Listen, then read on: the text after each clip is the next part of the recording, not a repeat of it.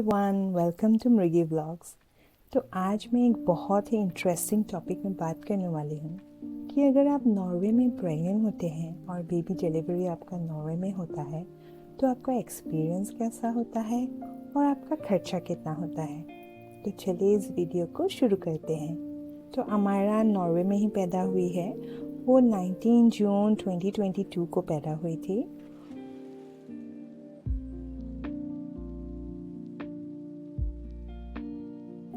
देबो और मैं दोनों पोलैंड गए हुए थे घूमने के लिए। तो वहीं पे मुझे थोड़ा सा अनइजीनेस फील हुआ और मुझे ऐसा लगा कि शायद से मैं प्रेग्नेंट हूँ। तो मैं वापस आई, मैंने प्रेगनेंसी टेस्ट किया और वो पॉजिटिव आया। तो उसके बाद हम लोगों ने डॉक्टर का अपॉइंटमेंट लिया और विद इन 1 वीक मुझे डॉक्टर का यहाँ पे अपॉइंटमेंट मिल गया। मैं ये बताना चाहूँगी कि नॉर्वे में ज़्यादा गवर्नमेंट हॉस्पिटल्स ही है और लोग यूजुअली गवर्नमेंट हॉस्पिटल्स ही यहाँ पे प्रेफर करते हैं। यहाँ पे बहुत कम प्राइवेट हॉस्पिटल्स हैं। तो आफ्टर 1 वीक मुझे डॉक्टर से अपॉइंटमेंट मिला और उसके बाद मैंने डॉक्टर्स के साथ बात किया और फिर उन्होंने मुझे एक गायनोकोलॉजिस्ट को फॉरवर्ड किया मेरा केस। तो नेक्स्ट वीक मुझे गायनोकोलॉजिस्ट के साथ अपॉइंटमेंट मिल गया और गायनोकोलॉजिस्ट के पास जाने के बाद उन लोगों ने मेरा अल्ट्रासाउंड किया और मुझे बताया कि मैं शायद से 4 वीक्स प्रेग्नेंट हूँ। और फिर मुझे उन्होंने बताया कि आपका 19 जून को आपका डिलीवरी डेट हम लोग प्रेडिक्ट कर रहे हैं।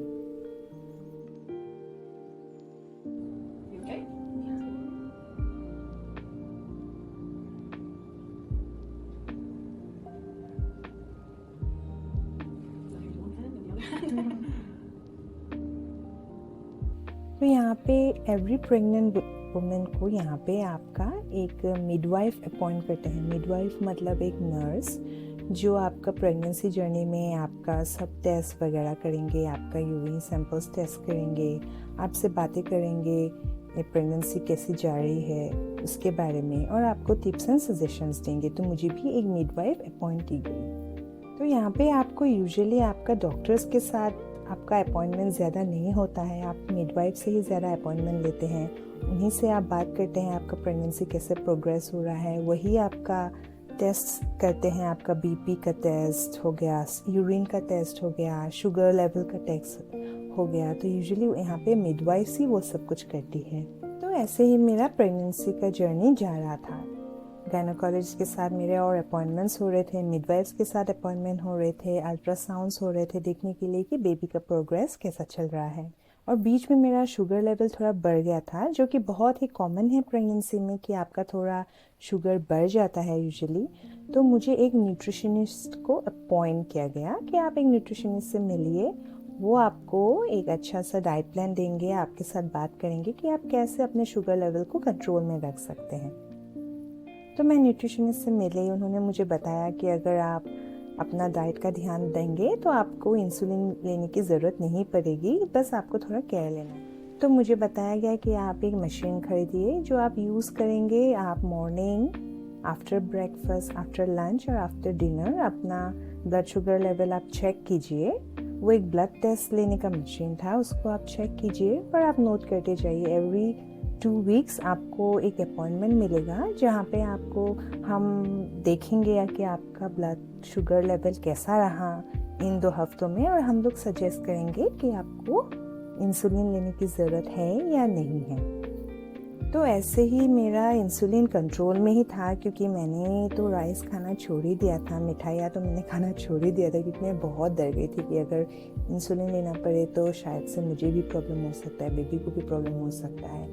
और मुझे डॉक्टर ने सजेस्ट किया कि आप फ्रूट्स भी एक साथ ज़्यादा मत खाइए, थोड़ा थोड़ा करके खाइए और खाना खाने के बाद थोड़ा 20 मिनट का 30 मिनट्स का एक वॉक कीजिए। तो मैंने वो सब थोड़ा फॉलो किया और लकीली मुझे इंसुलिन लेने की ज़रूरत नहीं पड़ी। तो 18 जून को मेरे कॉन्ट्रैक्शंस आना शुरू हो गया और मैंने डॉक्टर्स को फ़ोन करके बोला, यहाँ पे आपका एक हेल्पलाइन होता है, आप अगर प्रेग्नेंट हो तो वहाँ पे फ़ोन करके आपको बोलना पड़ता है कि आपके कॉन्ट्रैक्शंस आ रहे हैं और वो आपसे बात करेंगे। और जब उनको लगेगा कि अभी टाइम हो रहा है, जैसे हर 5 मिनट्स में अगर आपके कॉन्ट्रैक्शंस आने लगे, तभी वो आपको हॉस्पिटल में बुलाएंगे, वरना वो आपको हॉस्पिटल में नहीं बुलाते हैं।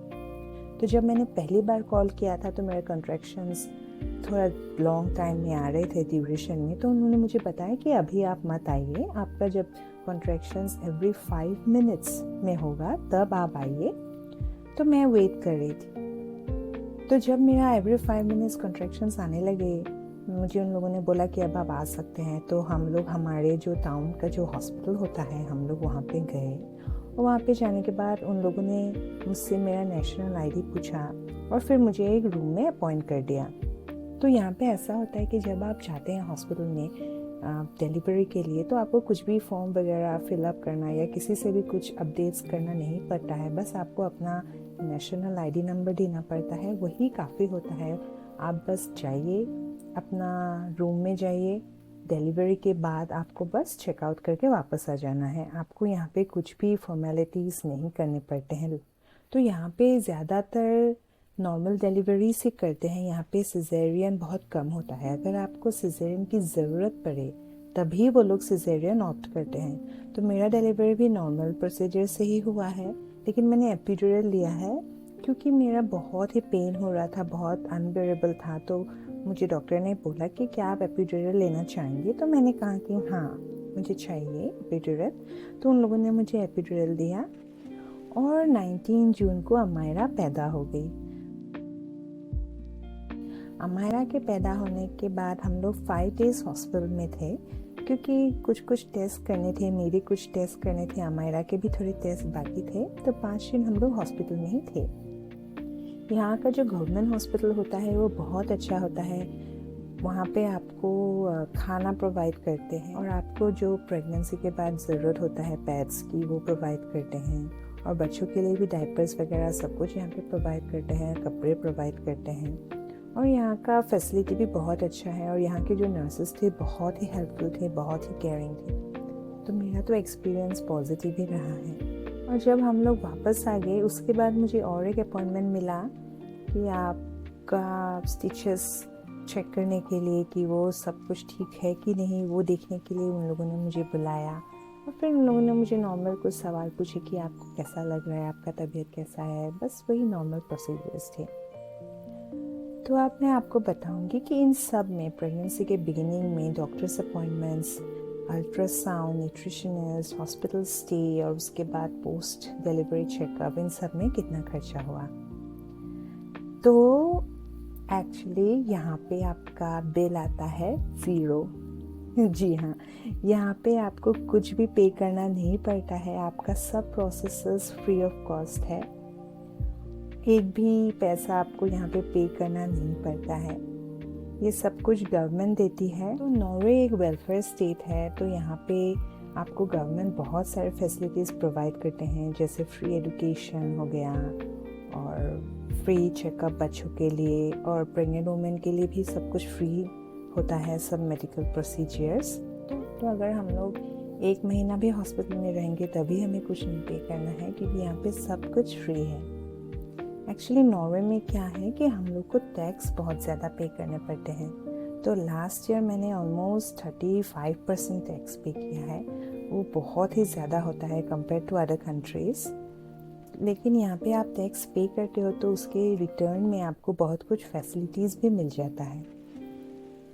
तो यही था मेरा शॉर्ट वीडियो। आई होप आपको अच्छा लगा तो आप शेयर कीजिए इस वीडियो को, एक लाइक भी कर दीजिए और प्लीज़ हमारे चैनल को सब्सक्राइब कीजिए। हम ऐसे छोटे छोटे वीडियोस डालते रहते हैं। अगर आपको नॉर्वे के बारे में और भी कुछ जानने का मन होता है तो प्लीज़ कमेंट सेक्शन में बताइए, मैं उस पर वीडियो बनाने की कोशिश ज़रूर करूँगी। इस वीडियो को देखने के लिए बहुत बहुत धन्यवाद। Thank you for watching. Have a nice day.